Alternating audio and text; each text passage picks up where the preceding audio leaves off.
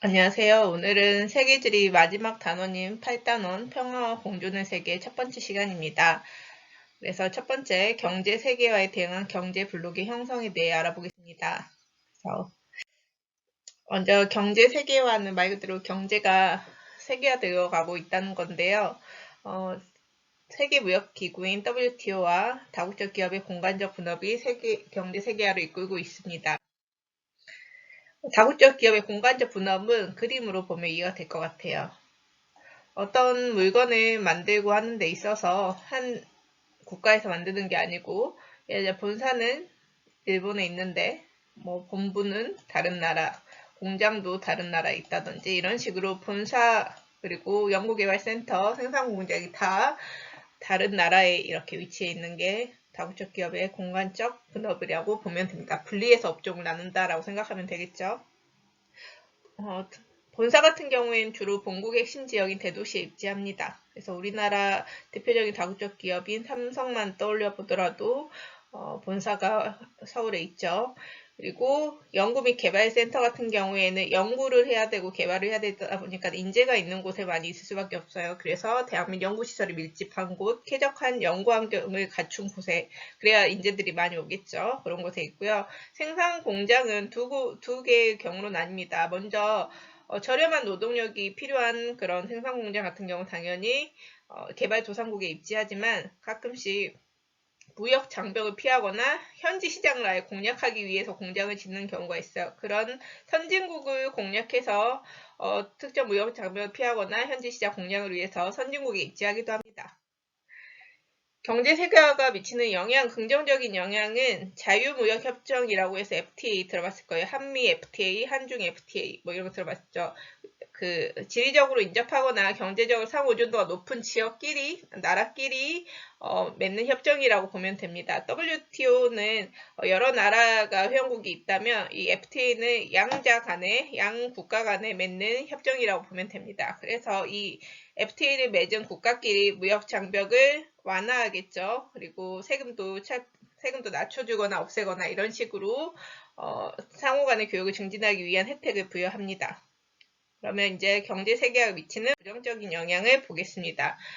먼저 선진국 같은 경우에는 가치가 높은 고부가 가치 첨단 산업, 그 다음에 금융 서비스, 기업을 대상으로 하는 생산자 서비스를 주로 담당하는 데 반해서 개발도상국은 여전히 주로 값싼 노동력이 필요한 제조업, 농업 부문을 담당하다 보니까 같은 일을 해도 훨씬 더 선진국에서 돈을 많이 벌 수밖에 없겠죠. 그래서 국가 간의 빈부격차가 확대되는 문제가 있고요. 그리고 FTA를 체결하면 그 양 국가, 그걸 영내국이라고 하거든요. 영내국끼리는 서로 혜택이 있지만 FTA를 맺지 않은 여개국에 대해서는 차별적 조치를 시행할 수밖에 없기 때문에 무역 분쟁도 발생합니다. 보충으로 다시 한번 얘기하자면 WTO 같은 경우에는 모든 회원국에게 유리한 대우를 보장하는 다자주의, 여러 나라를 대상으로 하다 보니까 그렇고요. 자유무역협정 FTA 같은 경우에는 양자주의, 그 협정을 맺은 국가끼리만 무관세나 낮은 관세를 적용한다. 그래서 양자주의라고 합니다. 경제 블록을 알아볼 건데요. 경제 블록은 상호 보완적 협력 관계가 필요한 그런 나라, 지역끼리 하나의 블록을 이루는 것입니다. 그래서 지역주의가 심화되면서 경제적 또는 지리적으로 인접한 국가들끼리 서로 간의 상호 경제 이익을 도모하기 위해 협력체를 결성한 사례가 늘고 있습니다. 대표적인 세계 주요 경제 블록으로는 우리가 배웠던 블록들이 많아요.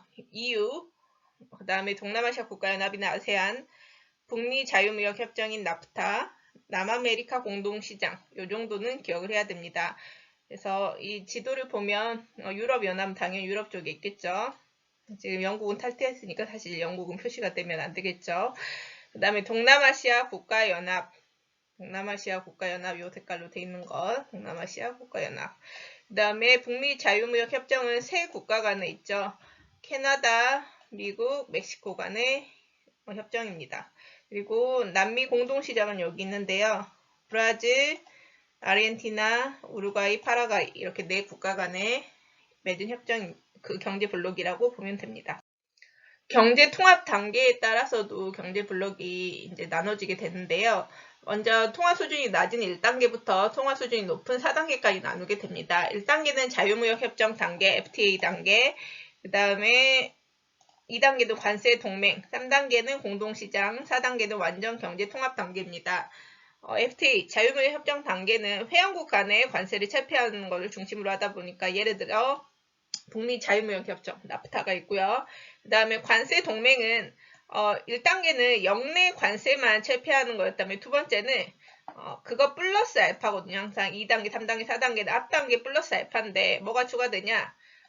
회원국 맺은 나라 외에 다른 나라들에게 이제 관세를 부과할 때도 공동으로 같은 관세율을 적용합니다. 대표적인 것이 남미 공동시장이 있습니다. 3단계는 공동시장 단계인데 뭐가 추가됐냐? 역내 회원국 간의 생산 요소의 자유로운 이동 가능. 생산 요소라는 거는 뭐 노동력, 자본, 뭐 이런 것들이 있어요. 그런 것들을 자유롭게 이동할 수 있는 것으로서 유럽 경제 공동체가 있습니다. 공동시장이지만 3단계 주의해야 될 게 남미 공동시장은 3단계가 아니고 2단계에 해당됩니다. 주의하고요. 4단계 같은 경우에는 추가된 게 더 있죠. 바로 이제는 뭐 단일 통화, 그다음 회원국의 공동의회 설치 같은 정치적, 경제적 통합뿐만 아니고 정치적, 경제적 통합을 다 합니다. 대표적인 것이 유럽연합이라고 볼 수 있어요. 그래서 유럽연합은 경제 통합의 단계가 굉장히 통합이 잘 된 단계라고 보면 되겠습니다. 여기까지 할게요.